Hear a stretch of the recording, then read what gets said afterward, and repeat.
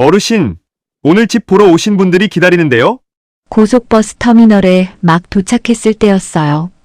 석 달 동안 서울 큰아들 집에서 손주를 봐주고 이제야 제 시골집으로 내려가는 길이었죠.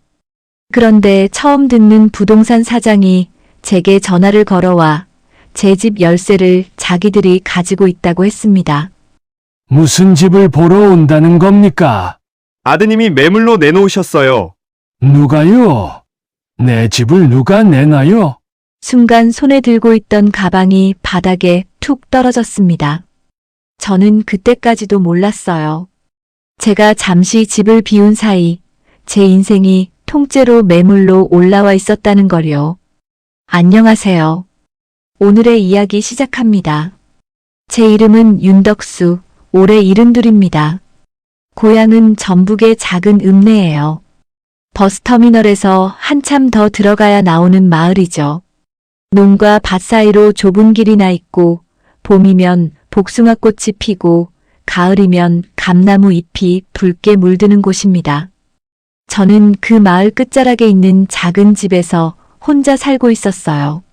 슬레이트 지붕은 오래돼서 비 오는 날이면 빗소리가 크게 들리고 마당 한쪽 장독대엔 죽은 아내가 쓰던 된장독이 아직 남아있죠.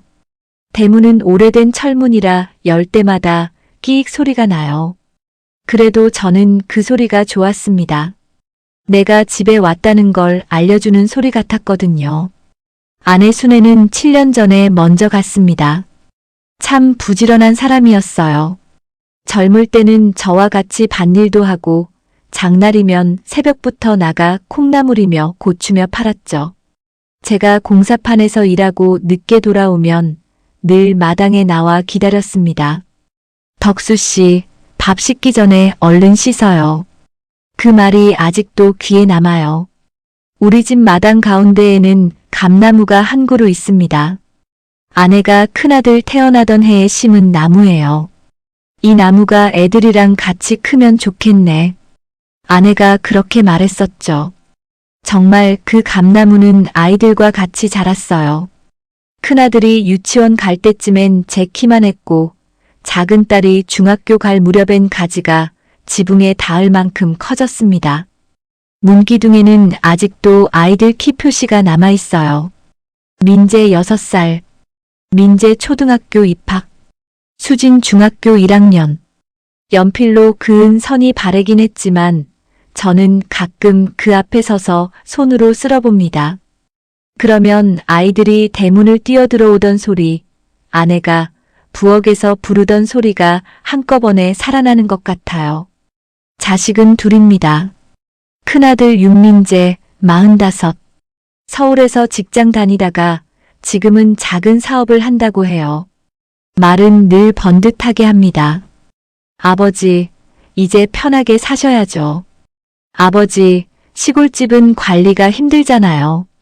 그런데 그 말 끝에는 언제나 돈 계산이 따라붙었어요. 작은 딸 윤수진 42. 부산에 살고 있습니다. 마음은 여린데 늘 오빠 말에 밀리는 아이였죠. 제게 전화하면 아버지, 오빠랑 상의해봤는데요로 시작하는 일이 많았어요. 저는 자식들에게 큰 기대를 하지 않았습니다. 자주 내려오지 않아도 괜찮았어요. 다들 자기 삶이 바쁘니까요. 명절에 얼굴 한번 보여주고 가끔 전화 한 통 해주면 그걸로도 고마웠습니다. 그런데 딱 하나 건드리지 않았으면 하는 게 있었어요. 제 고향집. 그 집은 단순한 재산이 아니었습니다. 제 젊은 날이고 아내의 손 떼고 자식들이 자란 흔적이었어요. 제가 늙어 마지막으로 기대고 있는 등받이 같은 곳이었죠. 그런데 그 집을 제 허락도 없이 누군가 팔려고 했다는 겁니다. 그 누군가가 남도 아니고 제 큰아들이었고요. 석 달 전 큰아들에게 전화가 왔습니다. 아버지, 서울 좀 올라오셔야겠어요. 무슨 일 있냐? 지민이 방학인데 애 봐줄 사람이 없어요. 저희 부부가 둘 다 일을 해야 해서요. 지민이는 큰아들네 막내 손주예요. 초등학교 2학년인데 어릴 때부터 몸이 약해 잔병치레가 많았습니다. 저는 손주 얘기만 나오면 마음이 약해졌어요. 며칠이나? 한 달 정도요. 길어도 2달. 그렇게 말하더군요. 저는 집을 오래 비우는 게 마음에 걸렸습니다. 마당 감나무도 그렇고 닭장은 없어진 지 오래지만 그래도 집이라는 게 사람 손길이 끊기면 금방 티가 나잖아요. 그래도 손주를 생각해서 올라갔습니다. 서울 큰아들 집은 넓고 깨끗했어요. 엘리베이터가 있고 현관문도 번호키였죠. 처음 며칠은 며느리도 고맙다고 했습니다. 아버님 덕분에 살았어요. 저도 기분이 좋았어요. 내가 아직 쓸모가 있구나. 그런 생각이 들었죠. 그런데 시간이 지나면서 분위기가 조금씩 달라졌습니다. 아침엔 손주 밥 차리고 학교 보내고 오후엔 학원 데려다주고 저녁엔 다시 밥을 챙겼어요. 며느리는 퇴근하면 피곤하다며 방으로 들어갔고 큰아들은 늦게 들어와 술 냄새를 풍기곤 했습니다. 처음엔 1달이라더니 1달이 2달이 되고 2달이 석 달이 됐어요. 제가 조심스럽게 말했습니다. 민재야, 아버지 이제 내려가야겠다. 집도 오래 비웠고. 아들은 휴대폰을 보며 대답했어요. 아버지, 그 집에 뭐 볼 게 있다고 그렇게 가려고 하세요. 집은 사람 없어도 살펴야지. 아버지 혼자 거기 계시는 것도 사실 불안해요. 나중에 넘어지기라도 하면 어떡해요. 듣기엔 걱정이었죠. 그런데 이상하게 그 말이 따뜻하게 들리지는 않았습니다. 제가 걱정돼서라기보다 제가 시골에 있는 게 아들에게 불편한 일처럼 느껴졌어요. 며느리도 한마디 보탰습니다. 아버님, 서울에 계시면 병원도 가깝고 좋잖아요. 시골집은 너무 낡았어요. 저는 웃으며 넘겼어요. 낡아도 내 집이 제일 편하다. 그때 큰아들이 이런 말을 했습니다. 그 집, 그냥 정리하면 아버지도 편하실 텐데. 저는 그 말을 대수롭지 않게 넘겼습니다. 자식들이 가끔 하는 말이려니 했죠. 하지만 지금 생각하면 그때 이미 마음을 먹고 있었던 것 같아요. 내가 손주를 봐주러 서울에 올라와 있는 동안 제 빈집을 조용히 매물로 내놓을 생각을요. 서울에서 지내는 석 달 동안 저는 몇 번이나 집에 내려가겠다고 했습니다. 그때마다 큰아들은 조금씩 말을 돌렸어요. 아버지, 다음 주에 제가 모셔다 드릴게요. 이번 주는 제가 너무 바빠요. 부동산 쪽이 아니에요. 그냥 나중에 말씀드릴게요. 한 번은 그런 말도 했습니다. 아버지, 혹시 집문서 어디 있어요? 저는 그때 조금 이상했어요. 그건 왜 묻냐? 아들은 웃으며 말했습니다. 아니, 그냥요. 요즘 사기 많잖아요. 어디 뒀는지 알아야 안전하죠. 저는 대답하지 않았습니다.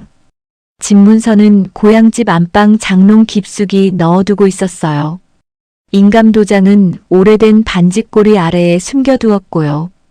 그런 건 아무리 자식이라도 함부로 알려주는 게 아니다 싶었습니다. 아들은 더 캐묻지 않았어요. 대신 며느리가 어느 날 물었습니다. 아버님, 시골집 열쇠 하나 더 있죠? 왜? 혹시 택배나 우편물 확인할 사람 필요하면요. 그때도 저는 그냥 넘겼습니다. 집 열쇠는 원래 큰아들에게 하나 맡겨둔 게 있었어요. 예전에 태풍 온다고 해서 아들이 내려와 지붕 좀 봐준 적이 있었거든요. 그 뒤로 돌려받지 않았죠. 그 열쇠가 나중에 부동산 사무실 책상 위에 올라가 있을 줄은 정말 몰랐습니다. 서울 생활이 석 달째 되던 날 저는 아들에게 말했어요. 민재야, 내일은 내려가야겠다. 더는 안 되겠다. 아들은 얼굴을 찌푸렸습니다. 아버지, 고집 좀 그만 부리세요.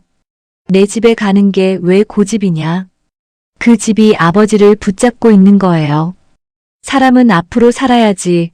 왜 자꾸 옛날에 매달려요? 저는 그 말에 한동안 아무 대답도 못했습니다. 옛날에 매달리는 거라니요. 그 집은 제 과거만이 아니었습니다. 지금 제 삶이기도 했어요. 아침마다 마당을 쓸고 감나무 밑에 앉아 커피 한 잔 마시고 저녁이면 동네 사람들과 평상에 앉아 세상 돌아가는 얘기를 하는 곳. 저는 아직 그곳에서 살고 있었어요. 다음 날 새벽 저는 큰아들이 출근하기 전에 조용히 짐을 쌌습니다. 며느리에게는 말했어요. 나 내려간다. 며느리는 조금 당황한 얼굴이었지만 말리지는 않았습니다. 아버님 조심히 가세요. 손주는 자고 있었어요. 저는 아이 머리를 한번 쓰다듬고 집을 나섰습니다. 마음이 조금 허전했지만 그래도 고향으로 돌아간다는 생각에 발걸음이 가벼웠어요. 고속버스를 타고 내려가는 길 창밖으로 산들이 지나갔습니다. 서울의 높은 건물들이 멀어지고 논과 밭이 보이기 시작하자 숨이 좀 트이더군요. 터미널에 도착했을 때 저는 가방을 고쳐들고 읍내 버스를 기다리고 있었습니다. 그때 전화가 왔어요. 모르는 번호였습니다. 여보세요. 윤덕수 어르신 되시죠? 그런데요. 저는 행복부동산 김 사장입니다. 오늘 집 보러 오신 분들이 기다리는데요. 언제쯤 도착하십니까? 처음엔 무슨 말인지 이해가 안 됐습니다. 집이요? 무슨 집을 보러 온다는 겁니까? 부동산 사장이 잠깐 멈칫하더군요. 어르신 댁이요. 월평리 38번지. 아드님이 매물로 내놓으셨잖아요. 그 순간 주변 소리가 멀어졌습니다. 터미널 방송 소리도 버스 엔진 소리도 사람들 말소리도 희미해졌어요. 누가 내놨다고요? 큰아드님이요. 열쇠도 저희가 보관하고 있고요. 손에서 가방이 떨어졌습니다. 바닥에 툭 소리가 났어요. 저는 한 손으로 의자를 짚었습니다. 그 집 주인은 접니다. 부동산 사장이 당황한 듯 말했습니다. 아, 예. 그러니까 아드님께서 위임받으셨다고. 내가 위임한 적 없습니다. 전화기 넘어가 조용해졌어요. 저는 이를 악물고 말했습니다. 나 지금 그쪽으로 갑니다. 아무도 내 집에 들이지 마세요. 전화를 끊고 큰아들에게 바로 전화했습니다. 3번 만에 받더군요. 아버지, 도착하셨어요? 목소리가 평소보다 불안했습니다. 저는 바로 물었어요. 너 내 집 팔려고 했니? 잠깐 침묵이 흐르더니 아들이 한숨을 쉬었습니다. 아버지, 그 얘기 나중에 하려고 했어요. 나중에 집 보러 온 사람이 기다린다는데 그걸 나중에 말하려고 했다고? 아버지 혼자 그 집에서 사는 거 위험해요. 집도 낡았고 관리도 안 되고 팔아서 서울로 오시면 편하잖아요. 편하게. 그 말이 또 나왔습니다. 자식들은 왜 부모의 것을 빼앗으려 할 때 꼭 편하게라는 말을 붙일까요? 민재야, 그 집이 내 것이냐? 아버지 거죠. 그러니까 아버지 위해서, 나를 위해서라면 나한테 물었어야지. 아들이 짜증 섞인 목소리로 말했습니다. 말하면 아버지가 안 판다고 하실 거잖아요.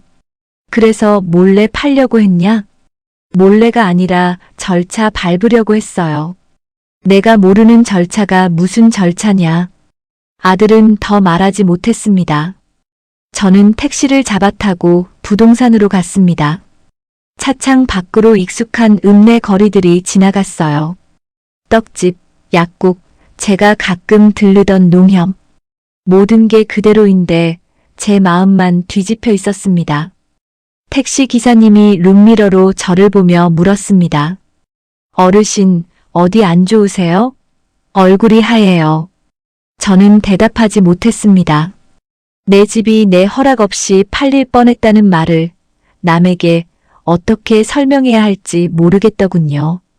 부동산 사무실은 읍내 사거리 모퉁이에 있었습니다. 유리창에는 매물 사진들이 붙어 있었고 그 중 하나가 제 집이었어요.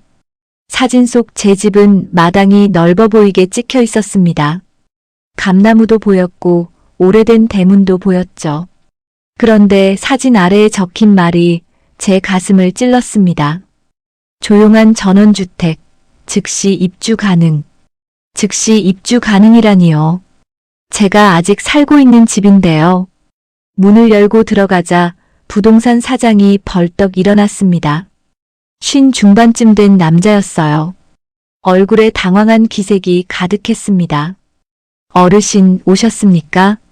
제가 상황을 잘 몰라서 저는 사무실 탁자 위를 봤습니다. 거기에는 제 집 사진과 매매 관련 서류, 그리고 열쇠 하나가 놓여 있었습니다.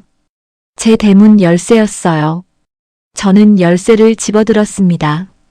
이걸 누가 줬습니까? 아드님께서. 우리 아들이 내 열쇠를 왜 여기 맡깁니까? 부동산 사장은 말을 더듬었습니다. 위임을 받으셨다고 해서요. 위임장도 가져오셨고. 위임장 가져오세요.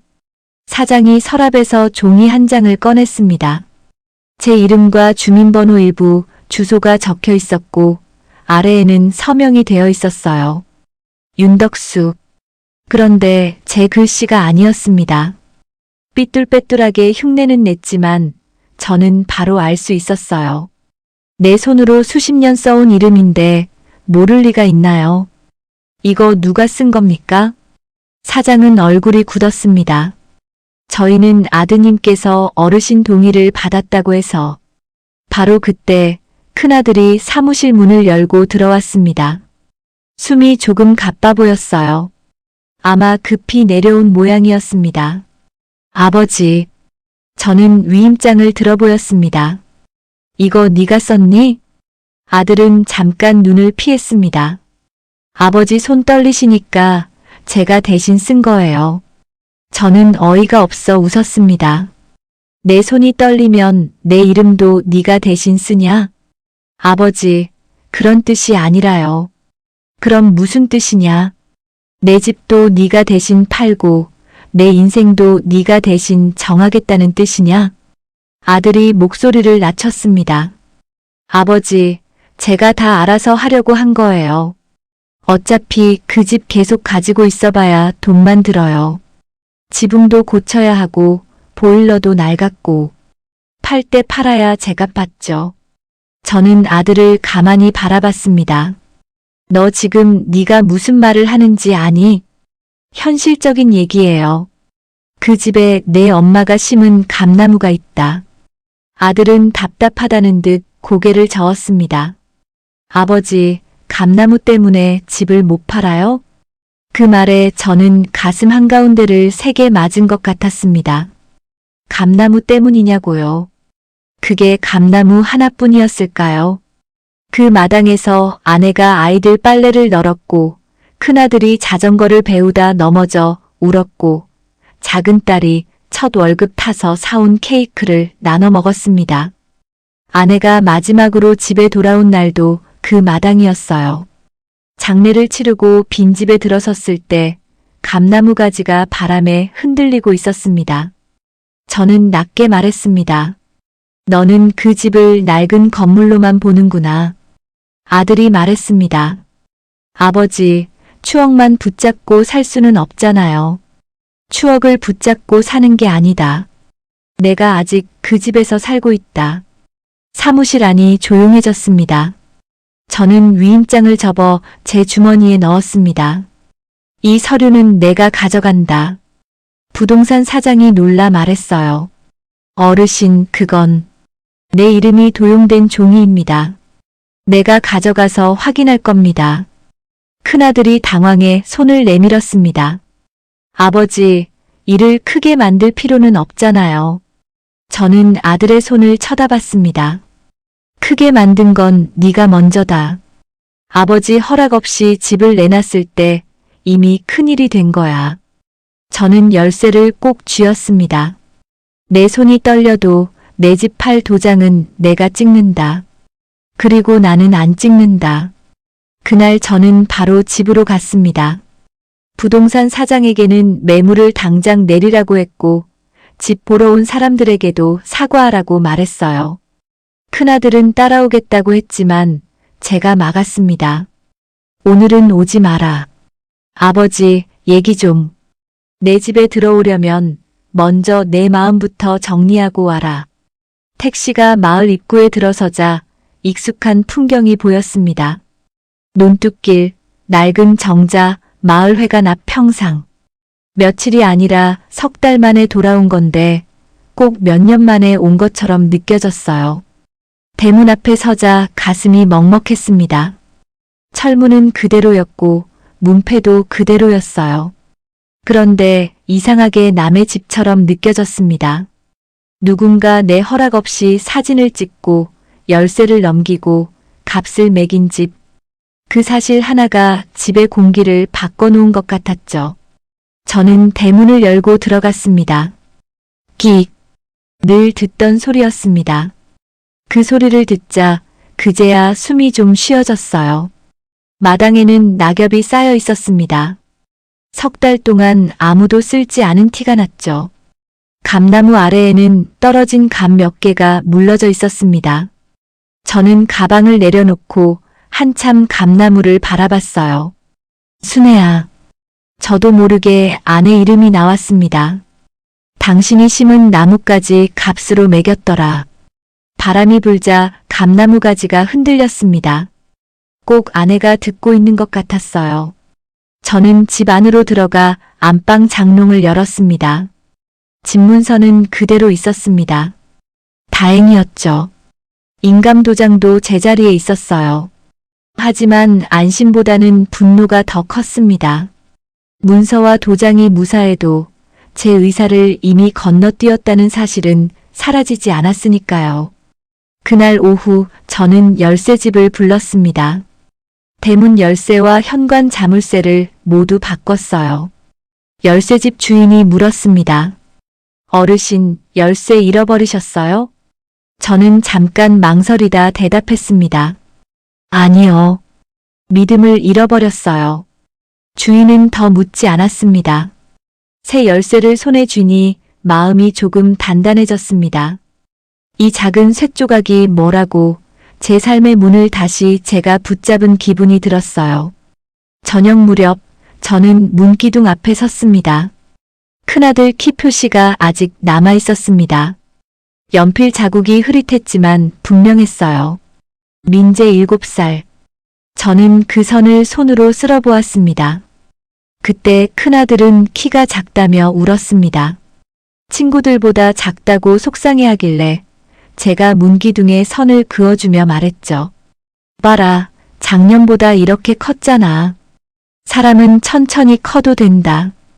그 아이가 자라서 이제는 저를 작게 보려고 하더군요. 아버지의 뜻을 묻지 않아도 될 만큼 작게요. 저는 문기둥에 손을 얹고 조용히 말했습니다. 너를 키운 집을 네가 제일 먼저 팔려고 했구나. 그 말이 빈집 안에 오래 울렸습니다. 다음 날 아침 작은 딸 수진에게 전화가 왔습니다. 목소리가 떨리고 있었어요. 아버지, 오빠한테 얘기 들었어요. 그래. 저도 죄송해요. 저는 잠시 말이 없었습니다. 너도 알고 있었니? 전화기 넘어가 조용해졌습니다. 그 침묵이 대답이었죠. 수진아. 네, 아버지. 너도 알고 있었구나. 딸이 울먹였습니다. 오빠가 아버지 위해서라고 했어요. 서울로 모시면 더 안전하고 집 팔면 병원비도 걱정 없고. 그래서 너는 아버지한테 물어봤니? 딸은 대답하지 못했습니다. 네가 어릴 때 이 집 마당에서 넘어져 무릎 깨졌던 거 기억나냐? 네. 그때 내 엄마가 너 업고 읍내 병원까지 뛰어갔다. 그날 비가 왔어. 내 엄마 신발이 진흙투성이가 됐지. 딸은 조용히 울었습니다. 그런 집을 팔자고 하면서 너희는 왜 나한테 한마디도 안 했니? 아버지가 반대하실 것 같아서. 저는 눈을 감았습니다. 또 같은 말이었습니다. 부모가 반대할 것 같으면 부모를 빼고 결정해도 된다는 생각. 그게 제일 무서웠어요. 수진아, 반대할 권리도 내 권리다. 딸은 흐느끼며 말했습니다. 죄송해요, 아버지. 죄송하다는 말은 나중에 하자.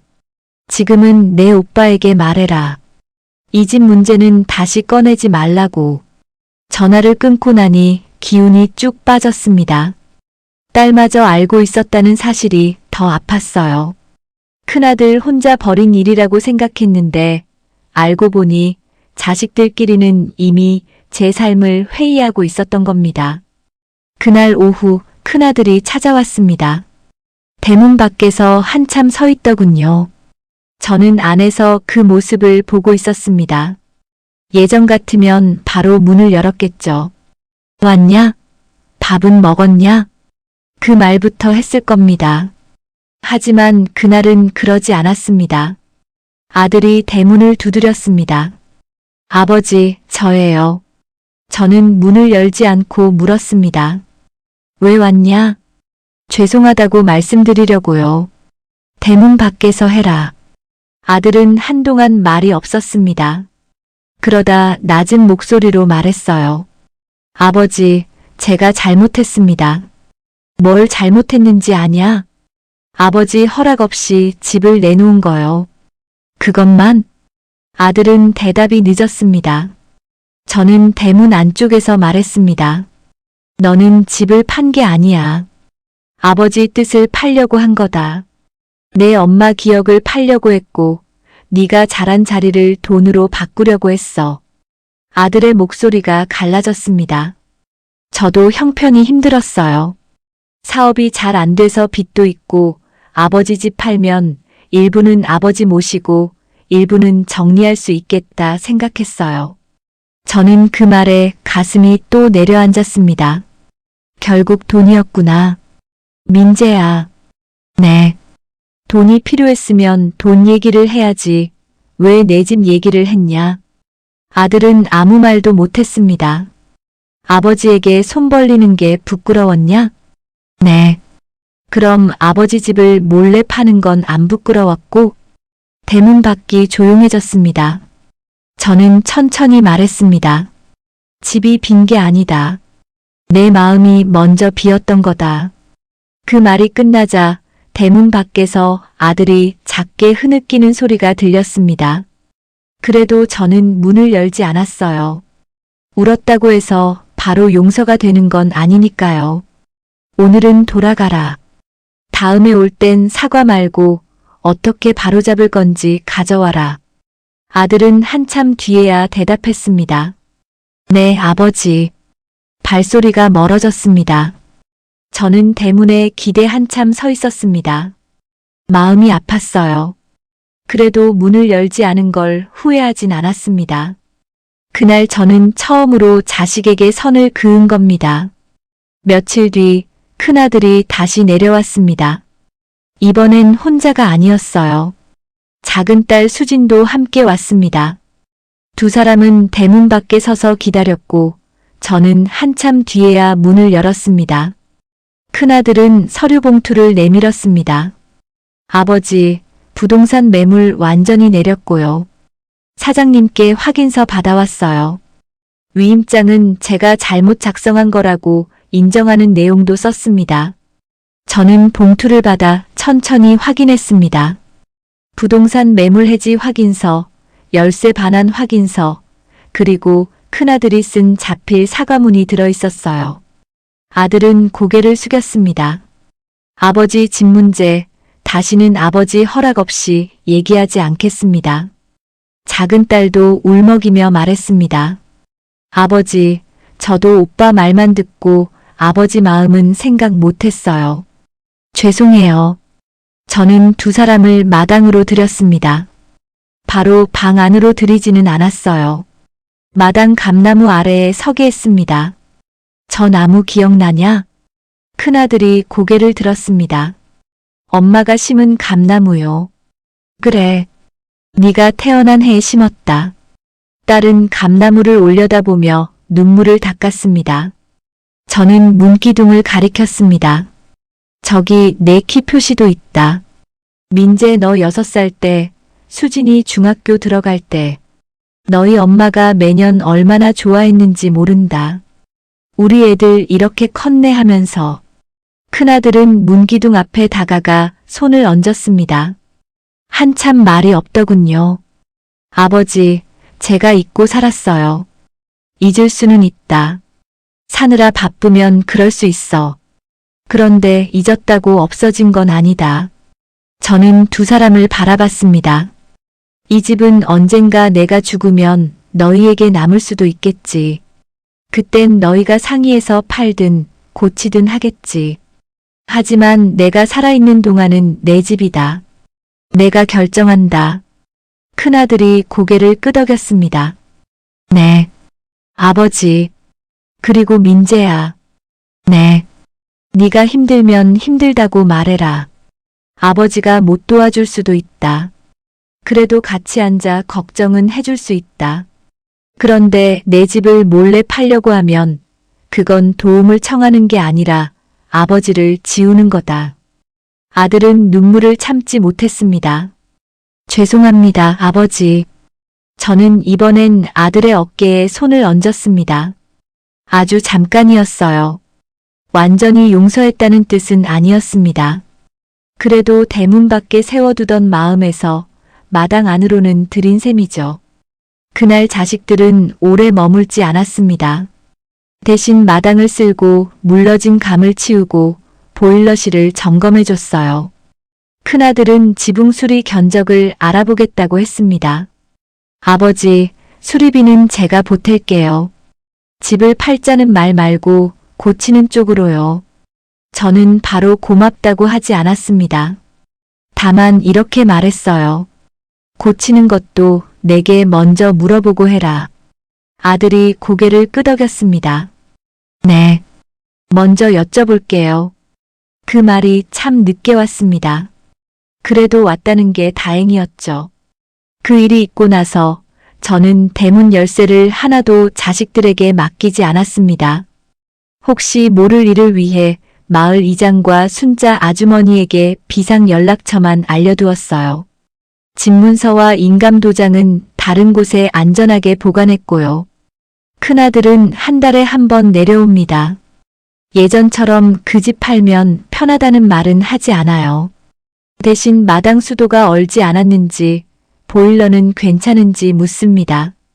작은 딸도 가끔 전화를 해요. 아버지, 감나무에 감 열렸어요?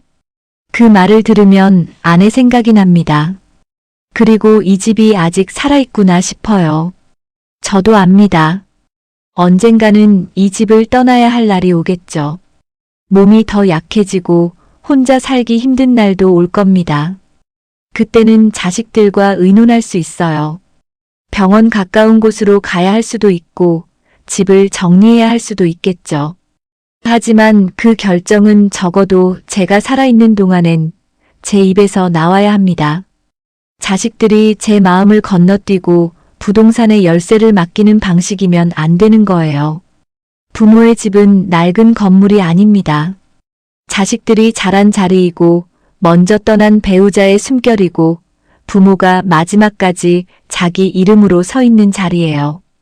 그 집이 비어 보인다고 해서 마음까지 빈 건 아닙니다.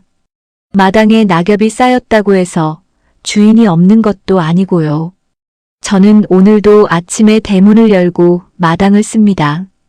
감나무 밑에 떨어진 잎을 주워 담고 문기둥에 남은 아이들 키 표시를 한번 쓸어봐요.